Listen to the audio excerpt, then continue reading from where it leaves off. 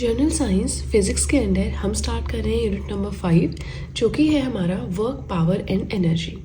आज के वीडियो में हम सिर्फ और सिर्फ फोकस करेंगे वर्क के ऊपर कि वर्क क्या होता है।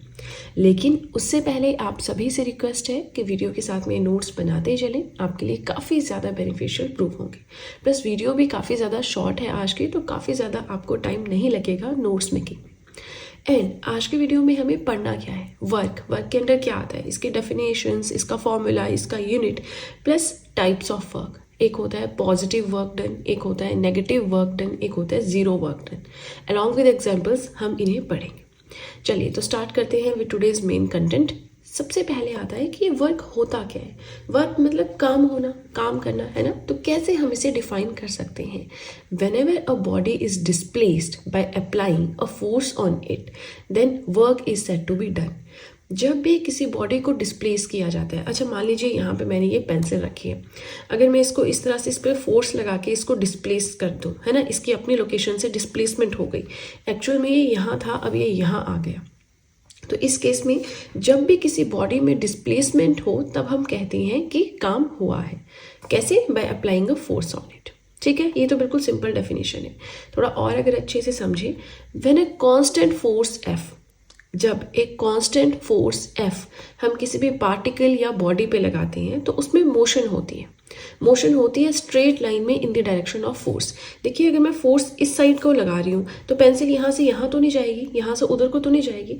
जिस डायरेक्शन में मैं फोर्स लगा रही हूँ उसी डायरेक्शन में यहाँ पे चेंजिंग हो रही है, डिस्प्लेसमेंट हो रही है ना, स्ट्रेट लाइन में। तो ऐसी सिचुएशन को हम कहते हैं that work is said to be done. Simple है। अब यहाँ पे फॉर्मूला क्या बन गया इसका, W is equal to Fs। चलिए इसे समझते हैं कि अब इस फॉर्मूले का क्या कंसेप्ट है।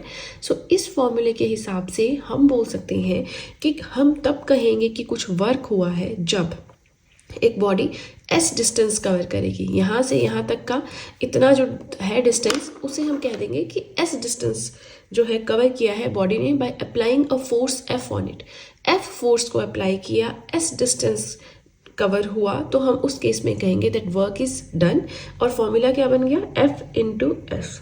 सो work done is equal to magnitude of force, कितनी फोर्स लगाई, इनटू कितना डिस्टेंस मूव किया ऑब्जेक्ट ने in the direction of force. ये याद रखना है कि जिस साइड को फोर्स लगा रहे हैं उसी साइड को मूवमेंट हो रही है। ठीक है, अब देखो यहाँ पे एक एग्जाम्पल भी दिया है। बिल्कुल सिंपल सा ये टॉपिक है, कोई बहुत टफ टॉपिक नहीं है कि भाई समझ नहीं आ रहे है ना। बट देखिए थोड़ा सा पढ़ना तो पड़ेगा। वीडियो को ध्यान से सुनिए, साथ में नोट्स मेकिंग करते रहें। आगे मैं बोल रही हूँ, वीडियो में आपके हाथ चल रहे हैं, इस तरह से आपकी तैयारी होनी चाहिए। ठीक है ना। चलिए अब हम देख रहे थे कि एग्जाम्पल क्या है वर्क का। So when a girl pools a trolley and it is displaced, जब कोई लड़की है वो ट्रॉली बैग खींच रही है ना। पुल पुश समझते हैं आप। पुश माने धक्का देना, पुल माने खींचना। अगर ट्रॉली बैग को खींचा जा रहा है किसी लड़की के द्वारा और अगर वो डिस्प्लेस भी हो रही है तो ये एग्जाम्पल हो गया वर्क डन का, है ना। Now what is the unit of work. तो ऐसा यूनिट ऑफ वर्क है जूल और न्यूटन मीटर। कैसे निकालते हैं हम, हमने क्या पढ़ा कि फोर्स इंटू सेकेंड, सेकेंड का क्या है मीटर, न्यूटन सॉरी फोर्स का यूनिट क्या है ना, उल्टा बोल रही हूँ मैं, यूनिट का फोर्स क्या है, फोर्स का यूनिट क्या है, न्यूटन। तो ये हमारा इस तरह से हमारे यूनिट बनते हैं। ठीक है, तो ये न्यूटन मीटर इज द ऐसा यूनिट ऑफ वर्क। बाकी जूल भी हम इसको बोलते हैं, जूल ज़्यादा यूज होता है ना। CGS यूनिट क्या है किसका, वर्क का, तो वो है अर्क। ये एक स्केलर क्वांटिटी है वर्क। स्केलर क्वांटिटी का मतलब क्या होता है कि इसका सिर्फ मैग्नीट्यूड है, कोई डायरेक्शन नहीं है। वर्क हम बोलेंगे इतना वर्क डन हुआ तो वो बताएगा एक्चुअल में कितना वर्क डन हुआ, बट किस डायरेक्शन में हुआ ये नहीं पता चलता है। सो अगर मैग्नीट्यूड भी हो, डायरेक्शन भी हो, तो उसे हम वेक्टर क्वांटिटी कहते हैं। But here work is a scalar quantity. अब यहाँ पे जूल एंड अर्क के बीच में रिलेशनशिप एस्टेब्लिश किया गया है। सो 1 जूल यहाँ पे 10⁻⁷ अर्क के इक्वल है। कैसे हम इसे लिखेंगे, यहाँ पे 7 0 लगा दो, 1 2 3 4 5 6 7 इतने अर्क के इक्वल है। अब देखो, अब आप मुझे बताएंगे यहाँ पे कि जूल बड़ी क्वांटिटी है या अर्क। बहुत ही छोटा सा बेसिक क्वेश्चन है। ठीक है, आप मुझे यहाँ पे बताएं। अगर कोई प्रॉब्लम आ रही है कि नहीं समझ पाए, यही क्वेश्चन का आंसर नहीं दे पा रहे, मुझे बताएं कमेंट सेक्शन में। मैं आपको फिर नेक्स्ट वीडियो में इसको कवर कर दूंगी। नेक्स्ट वीडियो में हम क्या पढ़ेंगे, यूनिट का नाम क्या है, वर्क, पावर एंड एनर्जी। तो नेक्स्ट वीडियो डेफिनेटली हमारी पावर के ऊपर होगी, है ना। उसके भी मैंने नोट्स बना लिए, छोटी सी वो वीडियो रहेगी सिंगल पेज की। ठीक है, क्वेश्चन क्या है कि यहाँ पे जूल बड़ी क्वांटिटी है या अर्क, है ना, बिल्कुल ही बेसिक क्वेश्चन है, तो कोई भी बता देगा, है ना। चलिए, इसी के साथ फर्स्ट पेज होता है कंप्लीट। कोई भी डाउट हो कमेंट सेक्शन में पूछ सकते हैं। वीडियो पसंद आ रही हो लाइक ज़रूर कीजिएगा। इसी के साथ देखिए, आप सब चाहें तो मुझे इंस्टाग्राम पे फॉलो कर सकते हैं, आप सब चाहें तो मुझे टेलीग्राम अकाउंट पे ज्वाइन कर सकते हैं। इन दोनों चीज़ों का लिंक मैंने डिस्क्रिप्शन बॉक्स में दे रखा है, राइट। चलिए, तो अब सीधे चलते हैं अपने सेकेंड पेज की ओर। नेक्स्ट आता है work done by a force acting at an angle. इसका क्या मतलब है, चलिए पहले समझ लेते हैं, फिर हम इस टॉपिक के हेडिंग के ऊपर आएंगे। यहाँ पे क्या बात कर रहे हैं कि ये आपका प्लेन है, यहाँ पे आपका ऑब्जेक्ट रखा हुआ है, ये जो है स्केयर्स है, ये आपका ऑब्जेक्ट है।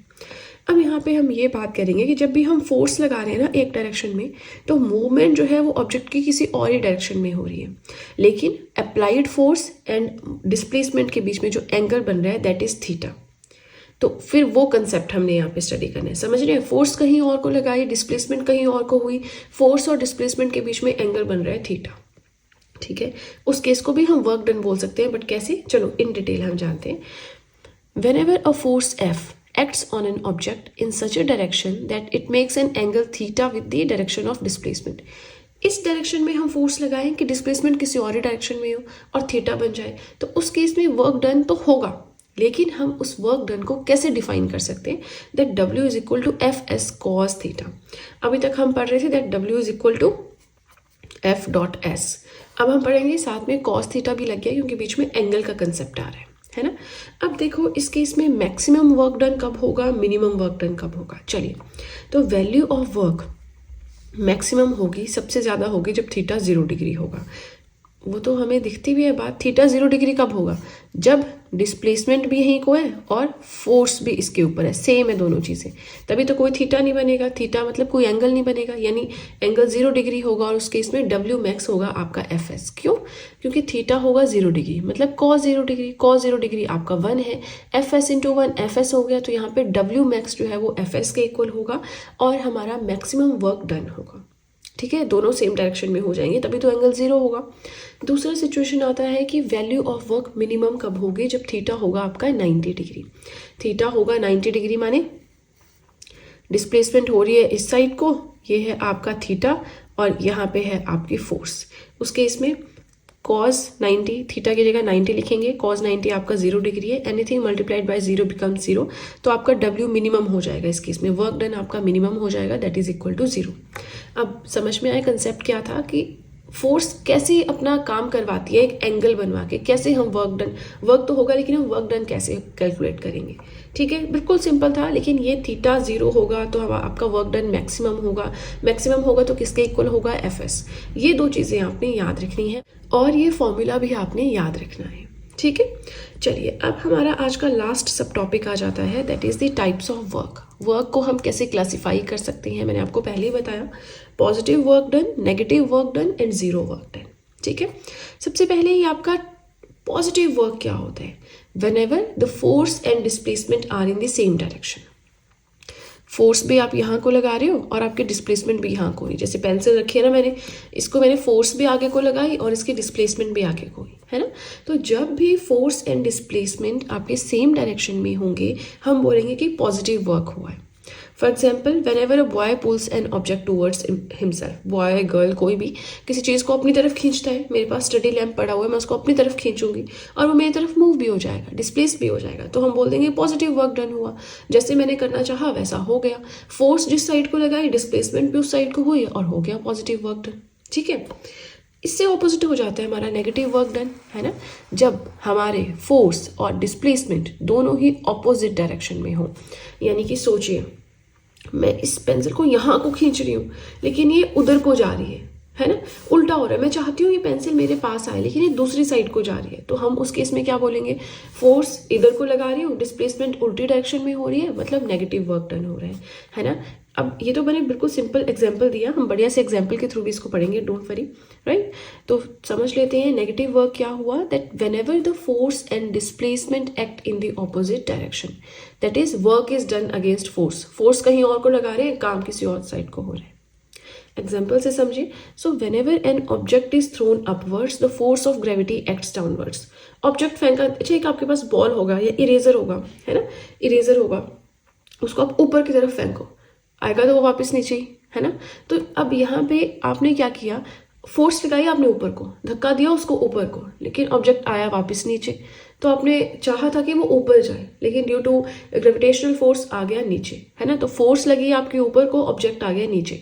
तो दोनों ही फोर्स और डिस्प्लेसमेंट दोनों ही हुई आपकी ऑपोजिट डायरेक्शन में। तो हम यहाँ पे क्या कहेंगे कि नेगेटिव वर्क डन हुआ। ठीक है, आई होप आपको समझ में आया है, बहुत ही सिंपल है। अब आता है जीरो वर्क डन, जिसमें हम कूली वाला एग्जांपल पढ़ते हैं, very very important. Zero work done से क्वेश्चन आता है क्योंकि पॉजिटिव नेगेटिव बहुत सिंपल है। ठीक है, चलिए इसी के साथ सेकेंड पेज भी होता है कंप्लीट। अगेन कोई भी डाउट हो कमेंट सेक्शन में पूछ सकते हैं। वीडियो पसंद आ रही हो लाइक ज़रूर कीजिएगा। प्लस आप सब चाहें तो जीएस हैंड रिटन नोट्स भी परचेज कर सकते हैं, जिसमें अब केमिस्ट्री के पीडीएफ भी अवेलेबल है टू परचेज। ना सिर्फ chemistry, history, polity, geography, economics, current affairs, art and culture, biology, ये सारे पीडीएफ्स आप परचेज कर सकते हैं। परचेज लिंक मैंने डिस्क्रिप्शन बॉक्स में दे रखा है, राइट। चलिए तो अब सीधे चलते हैं अपने थर्ड और अपने लास्ट पेज की ओर।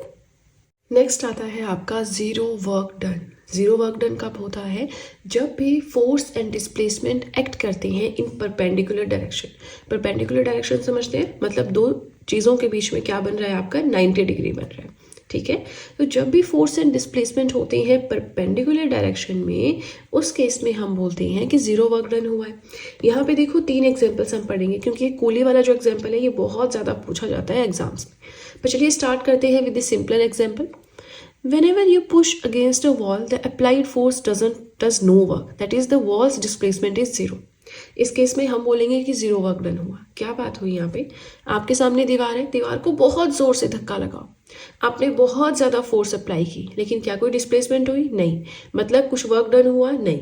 क्यों? क्योंकि वॉल की डिस्प्लेसमेंट ही जीरो है। तो इस केस में हम बोलेंगे हमने फोर्स तो बहुत लगाई, लेकिन डिस्प्लेसमेंट कुछ नहीं हुई, मतलब जीरो वर्क डन हुआ। ठीक है, सेकेंड एग्जाम्पल आता है कि आप इस तरह से किसी चीज़ को बांध लो और सर्कुलर मूवमेंट करो। जैसे ही आप सर्कुलर मूवमेंट एक पूरा रेवोल्यूशन कंप्लीट करेंगे, तो डिस्प्लेसमेंट आप यहाँ से चले थे, ये आपकी इनिशियल स्टेज है, यहीं पे यही आपकी फाइनल स्टेज बन गई।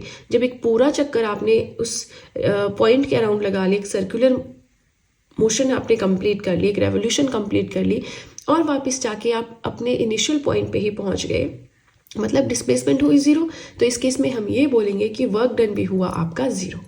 ठीक है, क्या लिखा है, if a body is moving on circle then after completing one circle work done is zero because of zero displacement. ठीक है, नेक्स्ट आता है अब आपका कूली वाला एग्जाम्पल एंड देन हमारी वीडियो कंप्लीट।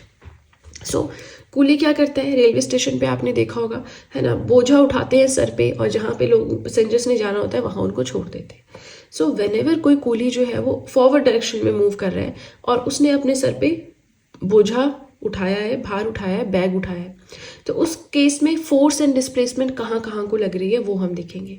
फोर्स लग रही है आपकी vertically downward, weight of load.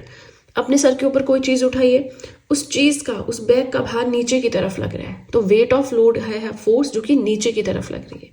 And displacement कहाँ को हो रही है, अलॉन्ग हॉरिजॉन्टल डायरेक्शन। कूली पहले यहाँ था, पैसेंजर ने यहाँ जाना है, चल रहा है भाई सीधे, पहले यहाँ था अब यहाँ जाना है, चल रहा है सीधे। तो हॉरिजॉन्टल डायरेक्शन में कूली चल रहा है, मतलब डिस्प्लेसमेंट हो रही है हॉरिजॉन्टल डायरेक्शन में, वेट ऑफ लोड लग रहा है नीचे की तरफ। तो यहाँ पे बन गया ना एंगल 90 डिग्री का, परपेंडिकुलर बन गया एंगल। तो इस केस में जब कोई डिस्प्लेसमेंट ही नहीं हो रही है, देखिए आप 90 डिग्री एंगल पे डिस्प्लेसमेंट हो रही है, तो वर्क डन बोल दिया हमने कि क्या है, जीरो है। ठीक है, चलिए आई होप आपको समझ में आया जो मैंने पढ़ाया। फिर भी कोई डाउट हो कमेंट सेक्शन में पूछ सकते हैं। वीडियो पसंद आ रही हो लाइक ज़रूर कीजिएगा, और चैनल को ज़रूर सब्सक्राइब करें, बेल आइकन को प्रेस करें, सो दैट मैं जैसे ही कोई वीडियो अपलोड करूं सबसे पहले नोटिफिकेशन आपके पास पहुंचे। प्लस जो भी आपके फ्रेंड्स हैं जो भी गवर्नमेंट एग्जाम्स के लिए प्रिपेयर कर रहे हैं, उनके साथ भी मेरे चैनल का लिंक ज़रूर शेयर करें, so that in handwritten notes का उन्हें भी कुछ फ़ायदा हो सके। तो चलिए फ्रेंड्स, आज के लिए इतना ही। अब हम मिलेंगे नेक्स्ट वीडियो में। So that's it and see you soon.